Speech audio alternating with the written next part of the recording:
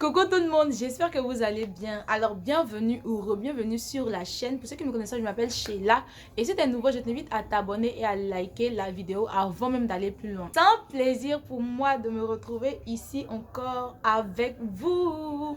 J'ai fait un mois sans faire de vidéo. Franchement les gars, vous m'avez manqué. Vous m'avez manqué, faire des vidéos m'a manqué, faire le montage. Ça m'a pas trop manqué, mais voilà, faire des vidéos, parler avec vous et tout, ça m'a vraiment manqué. Et vraiment, je suis contente d'être de retour. Et aujourd'hui, on se retrouve dans cette nouvelle vidéo pour parler d'un sujet qui est assez flex. Voilà, je vais vous parler de ma routine spirituelle. Je vais vous parler de ces choses que je fais chaque jour qui me permettent en fait d'entretenir ma relation avec le Seigneur, qui me permettent de grandir avec le Seigneur. Et j'ose croire que lorsque je vais vous partager ces choses, elles pourront être utiles et bénéfiques à quelqu'un aussi qui, peut-être actuellement par manque d'organisation, n'arrive pas à bien entretenir sa relation avec le Seigneur, n'arrive pas vraiment à accorder le temps nécessaire ou assez de temps à Dieu parce que voilà, la vie professionnelle, les études, vraiment la famille et tout ce qui va avec. Donc, je vais vous partager un peu ce que moi je fais qui m'aide vraiment dans ma marche avec le Seigneur. Et je me dis que ça sera aussi utile à quelqu'un. So, let's get into it right now. Standing ovation pour mon anglais, s'il vous plaît.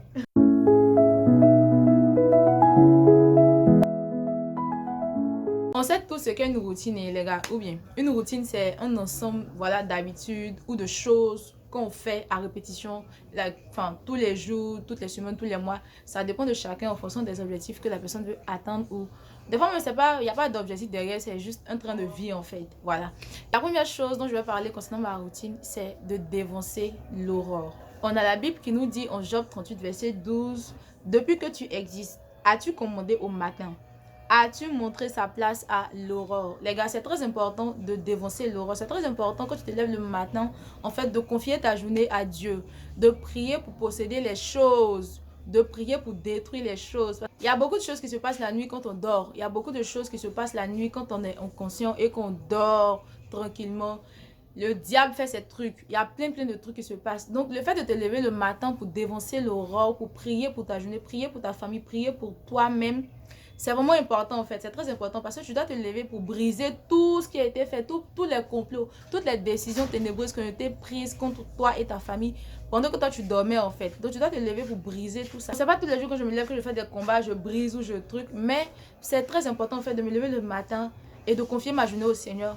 Et c'est très important en fait pour moi de me lever le matin et la première personne à qui je parle en fait c'est le Seigneur. La première personne à qui je parle c'est le Seigneur. Un jour notre pasteur est en train de prêcher comme ça sur les offrandes et les prémices. Et nous a dit comme ça que les prémices c'est pas seulement notre premier revenu qu'on donne à Dieu. On peut aussi donner les prémices de notre temps à Dieu. Les prémices de tout. Et si tu te lèves le matin que la première personne à qui tu parles, la première personne à qui tu penses c'est pas Dieu, il y a un truc en fait, c'est que Dieu n'est pas le premier en fait. Dieu veut être le premier dans tout. Dieu veut être le premier dans tout. Si Dieu n'est pas le premier dans tout, il ne faut pas venir le mettre à la seconde place. Donc, dès que tu te lèves le matin, la première personne à qui tu dois parler, c'est Dieu. C'est pas quand tu vas finir tu te lèves le matin, tu prends ton téléphone, tu vas sur les réseaux, quand tu finis de rire, maintenant et puis tu te rappelles du Seigneur, puis tu viens prier. Pas que Dieu va pas t'écouter ou pas que Dieu va te chasser. Mais c'est juste que de cette manière-là, tu ne montres pas vraiment à Dieu qu'il est premier dans ta vie. Tu ne montres pas vraiment à Dieu en fait qu'il compte en fait. Dévancer l'aurore, passer du temps avec le Seigneur le matin, ça te permet aussi de te préparer pour la journée qui va suivre. Parce que il peut se passer beaucoup de choses dans ta journée. Et si tu n'as pas passé du temps dans la présence du Seigneur, tu n'auras pas les âmes nécessaires. Il peut se passer beaucoup de trucs dans le sens où quelqu'un peut t'énerver dans la journée. Genre, le diable a prévu ses plans, quelqu'un va t'énerver jusqu'à ce que tu vas commettre une erreur vraiment irréparable. Donc, imagine si tu passes du temps dans la présence du Seigneur, tu pries pour ta journée, tu pries pour toi et tout. Dieu va te donner les âmes. Peut-être que sans même que tu aies demandé, Dieu va te donner les âmes nécessaires en fait.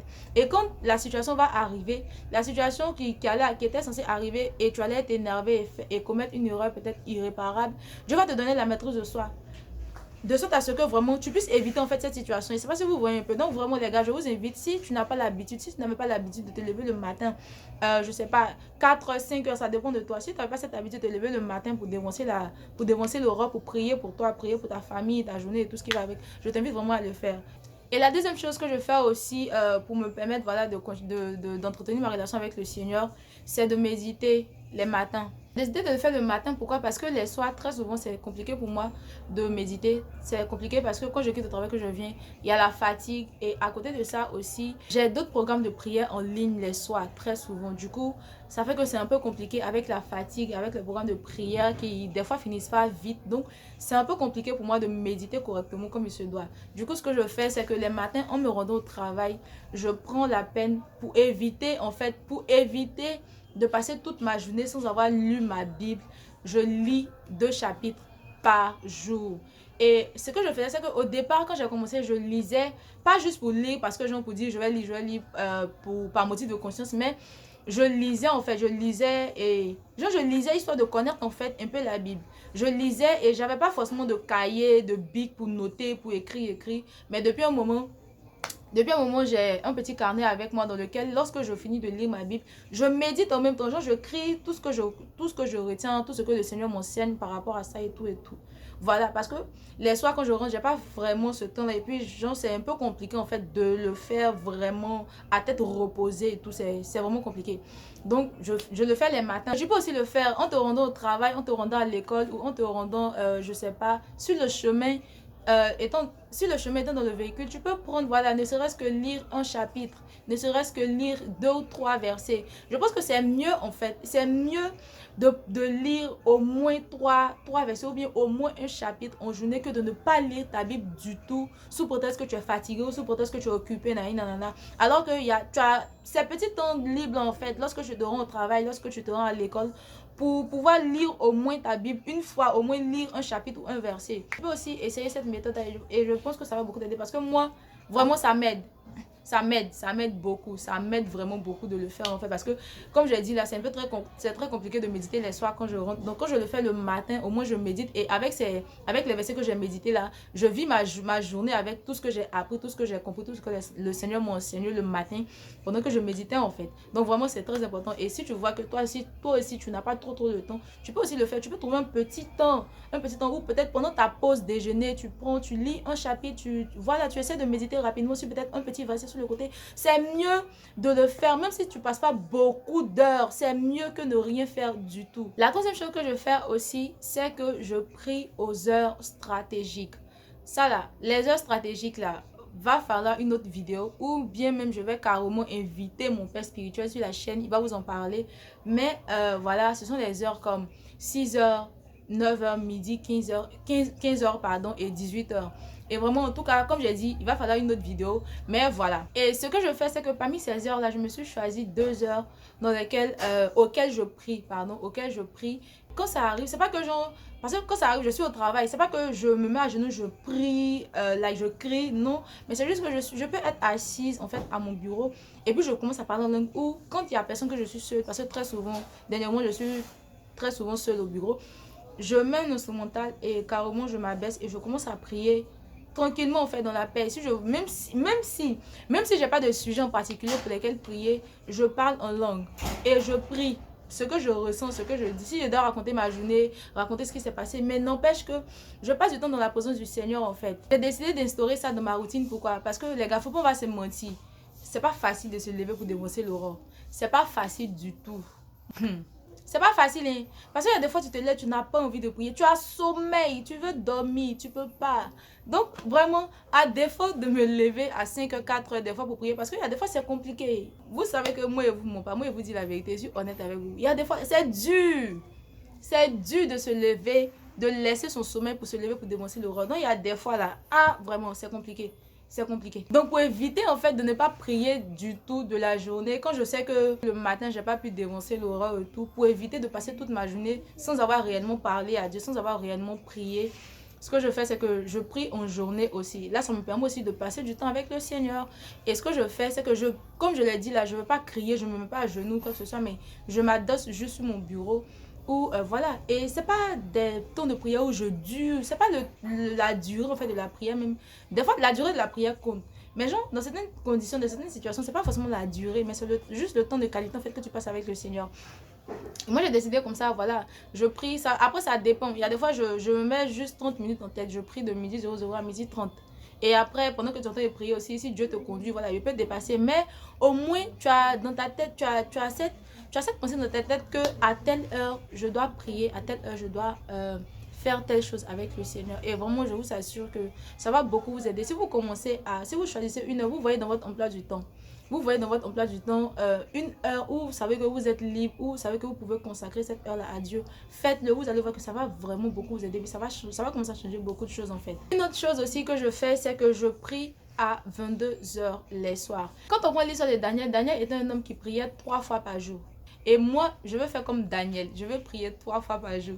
Donc, c'est pour ça, en fait, que j'ai instauré, voilà, toutes ces heures de prière et tout. Et donc, comme je le dis, je prie à 22h30 aussi. Pourquoi? Parce que je veux faire comme Daniel. Je veux prier 3 fois par jour. Même comme je l'ai dit là, quand j'arrive pas à démoncer l'aurore, au moins dans la journée, je passe du temps avec le Seigneur. Et la nuit aussi, je passe du temps avec le Seigneur. Et vraiment, les gars, c'est très important. Tu n'es pas obligé de choisir les mêmes heures que moi. Toi, peut-être, toi, ton heure de travail, peut-être toi, ton heure libre en journée, c'est 9 heures. Tu peux consacrer, même si peut-être tu peux consacrer 30 minutes de ton temps à 9 heures au Seigneur. Et les soirs, moi j'ai dit 22 heures. Toi, peut-être toi, ton heure où tu sais que tu peux prier, c'est 20 heures. Ou peut-être pour toi, c'est 21 heures. Non, tu choisis, tu regardes et puis vraiment, dis-toi que ce sont ces petites choses en fait qui vont te construire, qui vont te permettre à passer beaucoup de temps avec le Seigneur. Et aujourd'hui, peut-être tu commences à prier à 21h, tu dis non, tu as fait 30 minutes de prière. Tu commences à prier à 21h et tu finis à 21h30. Mais demain, quand tu vas garder cette habitude, demain tu vas commencer à 21h et au moins tu vas te rendre compte où tu as fini les 23h. Parce que plus tu le fais, plus tu commences à être habitué, plus tu y prends plaisir, plus tu y prends plaisir, plus tu as envie de faire encore plus. Et plus tu fais encore plus tu passes du temps dans la présence du Seigneur. C'est ça en fait les gars. L'avant-dernière habitude qui fait partie de ma routine, c'est que je jeûne les lundis et les vendredis. Ça, ce sont mes jours de jeûne personnels, où je décide de jeûner pour tout ce que je veux. Pour moi-même, pour mes parents, pour ma famille en tout cas. Les gars, c'est important de jeûner. C'est important de jeûner. Faut pas attendre d'avoir un jeûne collectif avant de jeûner. Faut pas attendre quand le pasteur te dit il y a jeûne 40 jours puis tu jeûnes. Toi-même, tu dois avoir une vie personnelle de jeûne, une vie de jeûne personnelle. Voilà, moi j'ai pris 2 jours. Toi, si tu veux, tu vois que tu es trop, tu peux prendre 4 jours, c'est rien. Tu vois que tu peux jeûner toute la semaine même, c'est rien. Tout ça, c'est pour le royaume. Voilà, tu regardes dans la semaine et tu choisis 1 ou 2 jours qui seront consacrés à Dieu dans lesquels tu vas jeûner. Tu vas jeûner, tu vas voilà, chercher le Seigneur et essayer de grandir avec le Seigneur. Ça va aussi beaucoup t'aider parce que une vie spirituelle sans jeûne, vraiment ça sera difficile en fait de grandir si tu jeûnes pas. Et maintenant la dernière, mais pas la moindre, je vais à l'église tous les dimanches. Oui, oui. Vous pouvez ne pas voir ça comme quelque chose qui doit faire partie d'une routine, mais en tout cas, moi, chez moi, oui. Tous les dimanches, je vais à l'église. Si je ne vais pas à l'église un dimanche, c'est que soit j'ai eu un problème, voilà, à la maison, bien, il s'est passé quelque chose. Mais tant que je peux, tous les dimanches, je suis à l'église. Tous les dimanches, je suis à l'église parce que je me dis que je dois aller passer du temps avec le Seigneur. Le dimanche est consacré au Seigneur et je dois aller rendre culte à Dieu. Donc, tous les dimanches, je suis à l'église. Et ce n'est pas parce que je sers à l'église. C'est pas seulement parce que je sers à l'église. Même si je ne servais pas à l'église, tous les dimanches, j'allais partir à l'église. Il y a des fois, je ne sers pas, mais je m'en vais à l'église quand même. Parce que c'est Dieu en fait. Parce que le dimanche est consacré au Seigneur. Le dimanche est consacré au Seigneur. Et tous les dimanches, le fait d'aller tous les dimanches à l'église te permet aussi de grandir. Parce que tu passes du temps avec tes frères dans la foi. Tu passes du temps dans la présence du Seigneur. Tu es nourri par le message du prédicateur. Et vraiment, c'est tellement bon en fait. La Bible dit, ne vous y trompez pas, les mauvaises compagnies corrompent les bonnes mœurs. Moi, je peux vous dire, je sais de quoi je parle, je peux vous dire, j'ai fait plus de 2 ans sans être en compagnie de personnes qui étaient vraiment enflammées pour le Seigneur et ma vie spirituelle en a pris un coup. C'est la grâce de Dieu, si je n'ai pas rétrogradé, c'est la grâce de Dieu et c'est parce que j'étais en contact avec certaines personnes en fait que j'ai pas totalement abandonné en fait. Et quand j'ai changé d'environnement, je vous assure les gars, lorsque j'ai recommencé à partir à l'église et je me suis retrouvée au milieu de personnes qui étaient enflammées, amoureuses, assoiffées du Seigneur. Vraiment, moi-même, tous les jours, ça me challenge, tous les jours, ça me motive. Parce que quand on va un dimanche à l'église et puis je vois que tel frère, il y a son parler en langue, ou bien telle soeur, il y a ce qu'elle fait. Et puis moi, il n'arrive pas à faire. Il dit, mais attends, Seigneur, ça me challenge, ça me motive à plus chercher le Seigneur. Parce que je me dis que si telle personne arrive à faire ça, c'est que moi aussi, je peux le faire. Si telle personne se consacre, arrive à se consacrer, c'est que moi aussi, je peux me consacrer. Va à l'église, c'est important d'aller à l'église tous les dimanches. C'est très important, c'est très important. Arrêtez de dire non que je vais prier à la maison. Non! Le Seigneur sait qu'on peut prier à la maison, mais les dimanches, il nous demande d'aller à l'église. Il nous demande d'être en communauté. Et puis l'église a été créée. Donc, aller à l'église, c'est très important, les gars. C'est le fait de passer du temps avec des personnes qui sont enflammées, des personnes qui sont amoureuses du Seigneur, va vraiment toi aussi te contaminer, va te mener vraiment à te donner à fond, à chercher encore le Seigneur plus. Pas genre tomber dans la rivalité pour dire non, telle personne fait non. Mais genre tu vois la personne et tu te dis waouh, Seigneur, si tu peux faire ça avec elle, c'est que tu peux le faire aussi avec moi. Donc, moi aussi, je m'empresse d'aller chercher le Seigneur. Je m'empresse en fait de passer du temps avec le Seigneur, de me consacrer et tout. Donc famille, voilà, c'est un peu ce de quoi je voulais vous parler aujourd'hui. Voici un peu ce que je fais, les choses que je fais quotidiennement, tous les jours, qui me permettent vraiment de rester aligné avec la voix du Seigneur, qui me permettent de rester proche du Seigneur, qui me permettent de grandir avec le Seigneur. Et comme je l'ai dit, vraiment, la vie chrétienne n'est pas facile. La vie chrétienne n'est pas facile. C'est vrai, tout ce que j'ai dit ici, là, ce sont des trucs que je fais tous les jours. Mais il y a des fois, c'est compliqué. Comme il a dit, là, il y a des fois, c'est compliqué. Moi, je ne vais pas vous mentir. La vie chrétienne, là, tout n'est pas rose. Tout n'est pas rose. Il peut arriver des fois où tu n'as pas envie de prier, où tu n'as pas envie de jeûner, où tu n'as pas envie de rien. Mais le plus important, c'est que malgré tout ce qui se passe, même quand tu n'as pas envie et autres, tu as quand même ce cœur en fait pour le Seigneur. Et même si tu pries pas, tu ne respectes pas tout ce que tu as décidé, mais il y a quand même des fois où tu te lèves et tu te fâches et tu dis non, trop c'est trop. J'ai trop perdu le temps, je me suis trop laissé aller. Il faut vraiment que je retourne au Seigneur. Et vraiment, je veux encourager quelqu'un qui, avant, avait ses habitudes de prière, avait ses heures de prière, avait ses heures de méditation, ses jours de jeûne, et qui aujourd'hui, à cause peut-être de la fatigue, de la paresse ou des occupations de la vie, à délaisser toutes ces habitudes. Je prie que Dieu vraiment te redonne la force de recommencer. Et vraiment, je veux t'encourager à recommencer. Même si, comme je l'ai dit, même si c'est 15 minutes de prière par jour. Quand je dis par jour, j'en parle toute la journée. Mais même si c'est 15 minutes de prière le matin, 15 minutes à midi, 15 minutes le soir, je vous assure, je t'assure que quand tu pries, c'est pas comme si ça reste sans effet. Ça a un impact sur ta vie, ça a un impact dans ta vie. Donc je veux vraiment encourager quelqu'un qui avant avait ses habitudes mais qui a abandonné, de vraiment recommencer et que Dieu vous donne la force de recommencer à faire les choses que vous faisiez avant au nom de Jésus.